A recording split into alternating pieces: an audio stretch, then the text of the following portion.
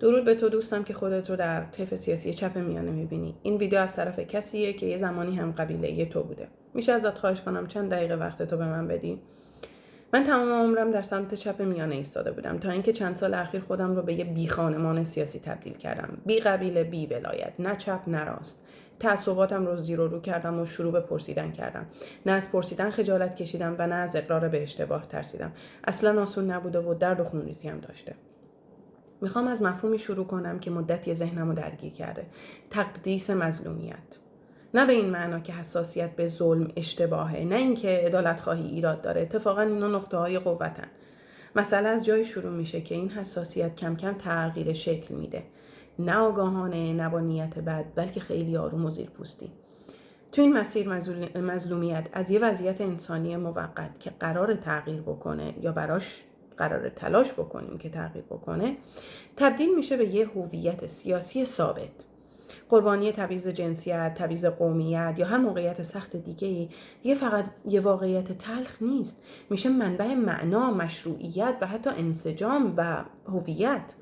هرچه رنج پررنگتر، صداقت بدیهی‌تر، هرچه درد عمیق‌تر، حقانیت مسلم‌تر و در نتیجه سوال کمتر میشه، نقد سخت‌تر میشه و مسئولیت به حاشیه میره.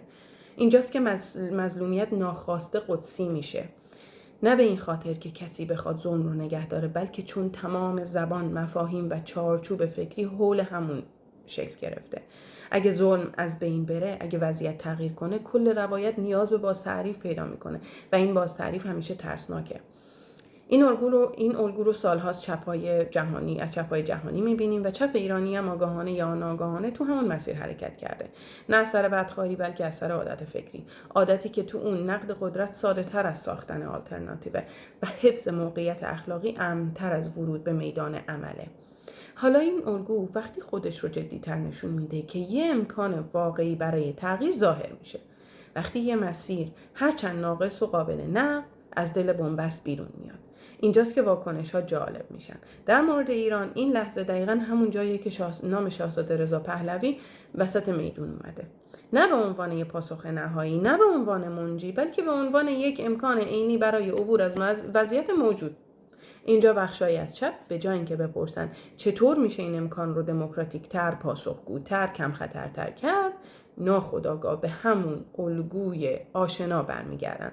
تمرکز از عمل میره به هشدار، از ساختن میره به ترس. دوباره روایت مظلوم فعال میشه. این بار نه فقط در برابر حکومت، بلکه در برابر هر مسیری که ممکنه روایت تثبیت شده رو به چالش بکشه، هویت مظلوم رو به چالش بکشه. کم کم میشنویم که صدای ما خفه شد، اجازه ندادن ما نقش داشته باشیم، این مسیر اصلا دموکراتیک نیست. ممکنه بخشی از این حرفا واقعی باشه، بخشی از این حرفا. اما سوال اساسی اینه، خب بعدش چی؟ آیا این نقدها قراره به مشارکت منجر بشه یا فقط به بازتولید همون موقعیت اخلاقی امن؟ آیا هدف اصلاح مسیره یا حفظ جایگاه قربانی؟ مشکل اینجاست که وقتی مظلومیت قدسی میشه، هر حرکتی که خطر خروج از اون جایگاه رو داشته باشه تهدید تلقی میشه.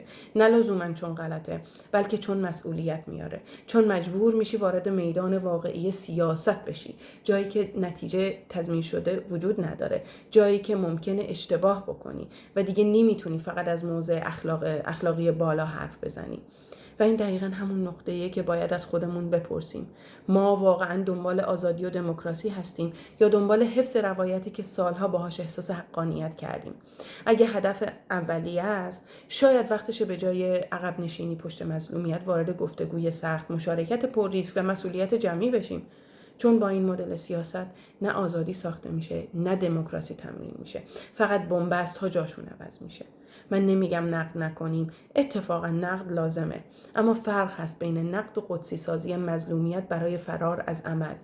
اینا نه از جای دشمنی میگم، از جای کسی میگم که یه زمانی خودش همین جا ایستاده بود. وقتی میخوایم مبارزه بکنیم با شاهزاده، بدونیم مبارزمون از کجا میاد، ریشش چیه، از تعصباتمونه، از نشناختن حرفای شاهزاده است، از ضربه‌ای که از تندروها خوردیم و در مقابلش برای چی داریم مبارزه میکنیم؟ برای جانهای رفته یا برای هویت مظلوم خودمون؟